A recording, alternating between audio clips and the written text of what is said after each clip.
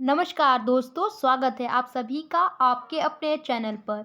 तो आज हम आपके लिए लेकर आए हैं आरबीसी क्लास 11 का जो कल हिंदी अनिवार्य का 18 दिसंबर को पेपर होने वाला है।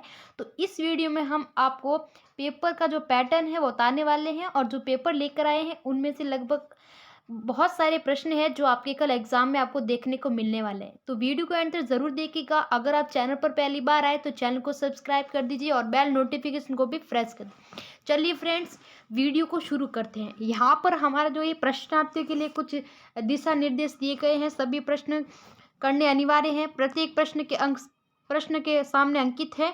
परीक्षार्थी सर्वप्रथम प्रश्न पत्र अपने नामांकन अवश्य लिखे।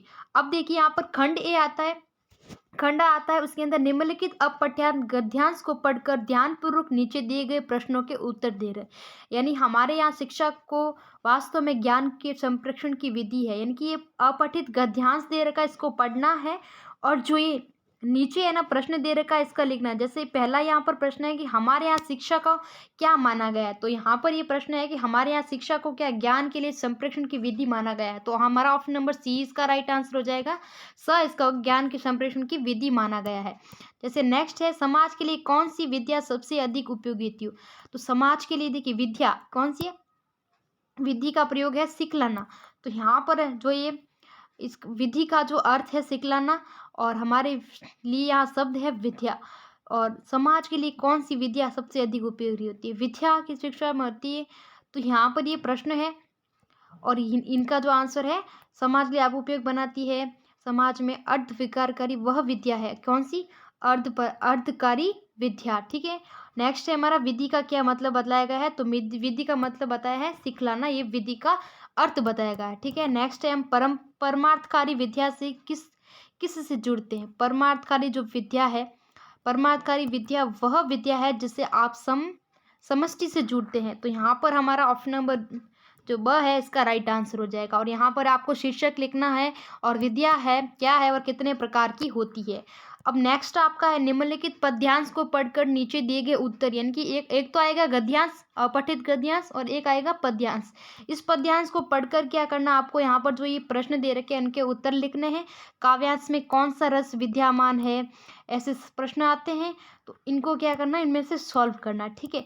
अब नेक्स्ट आपका तीसरा आता है, निम्नलिखित पद्यांश की जो सप्रसंग व्याख्या करनी। यानी पद्यांश दे रखा है, पिताजी ने कहा होगा हाय कितना सहा होगा। तो ये दे रखा है, इसका क्या करना, सप्रसंग व्याख्या करनी है पूरा इसका लिखकर, प्रसंग वगैरह सब लिखकर। ठीक है। या अथवा में दे रखा है, चंपा काले काले मच्छर नहीं चिन्हाती, ये इसका लिख सकते हो। ठीक है। अब नेक्स्ट आपका जो प्रश्न है वह निम्नलिखित गद्यांश की अब पहले तो आया था पद्यांश की और अब आया गद्यांश की व्याख्या करनी। अधिकारी वर्ग ये दे रखा, अथवा में मौन पढ़ लिख कर वंश का दारिद्र्य मिटा दे।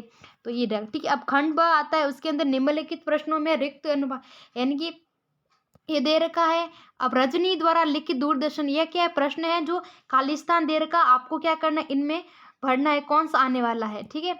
अब नेक्स्ट आपका निम्नलिखित प्रश्नों के उत्तर एक पंक्ति में दीजिए। यानी कि एक नंबर का प्रश्न है, मासिक वेतन को पूर्णमासी चांद का क्यों कहा गया है, मियां नसरुद्दीन बाबा, ये सब दे रखा है तो इसको करना। ठीक है। सातवां सवाल है, मायके आई बहन के लिए कवि ने घर को परिताप का घर क्यों कहा है। शिव शंभू की दो गायों की कहानी के माध्यम से लेखक को क्या कहना चाहता है।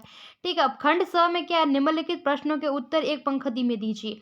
चार सवाल दे रखे, इनको क्या करना, हमें एक प्रश्न में देनी। लता मंगेशकर किसकी पुत्री थी। राजस्थान की जो रजत बूंद है उसके लेखक कौन है। बेबी हालदार ने अपनी आत्मकथा मूलत किस भाषा में लिखी है। रजवाड़ी पानी किसे कहते हैं। तो ये एक एक नंबर के प्रश्न है, सिर्फ उनकी एक पंक्ति में इनका उत्तर देना। नेक्स्ट आपका है, कुई का मुंह छोटा क्यों रखा जाता है। लता का लोकप्रियता का मुख्य मर्म क्या है। काम करते हुए बेबी हालदार ने पढ़ना लिखना कैसे शुरू किया। इसके बाद खंड सर आता है, विद्यालय के विज्ञान क्लब द्वारा पर्यावरण संबंधी गोष्ठी का आयोजन हुआ था, इस प्रतिवेदन लिखना है। आपको बताना 17वां सवाल है, फीचर लेकर में अध्यात्मिक बातों को स्पष्ट कीजिए। 2 नंबर का है, जन संसार की प्रमुख विशेषताओं को स्पष्ट कीजिए। जो 19वां है, निम्नलिखित वाक्यांश के लिए एक शब्द लिखिए। पर्वत की निचली भूमि। ठीक है। वाक्यांश की लिखना है तो इसका आंसर होगा परित्यक्ता, ठीक है। नेक्स्ट है हमारा अविकारी शब्द किसे कहते हैं, भेद बताइए। संयुक्त वाक्य की परिभाषा देते हुए उदाहरण भी बताइए। अपनी ग्राम पंचायत के सचिव की ओर से अपना जिला प्रमुख को गांव में फैली मौसमी बीमारी यथा डेंगू मलेरिया के उपचारार्थ हेतु चिकित्सकों की टीम भेजने हेतु कार्यालय पत्र लिखना है। नेक्स्ट आपका निम्नलिखित विषयों में से किसी एक पर आपको निबंध लिखना है। कोरोना वायरस 21 सदी की महामारी, जल संरक्षण हमारा दायित्व, सोशल मीडिया का बढ़ता प्रभाव एवं प्रयोग, बेटी बचाओ बेटी पढ़ाओ। एक निबंध लिखना है आपको 300 शब्द में, 7 नंबर का प्रश्न है। तो ये पेपर पूरा रहने वाला है। अगर आप इस पेपर को डाउनलोड करने जाते हैं तो जो स्टडी मंदिर की वेबसाइट है, स्टडी मंदिर, गूगल पर जाना और सर्च करना है स्टडी मंदिर। जैसे आप स्टडी मंदिर सर को, वहाँ पर आपको इसका पेपर जो चाहिए आप वहाँ से डाउनलोड कर सकते हैं। इसकी लिंक है जो नीचे डिस्क्रिप्शन में दे रखी है, वहाँ से आप जाकर पेपर डाउनलोड कर सकते हैं। मिलते हैं नेक्स्ट वीडियो में।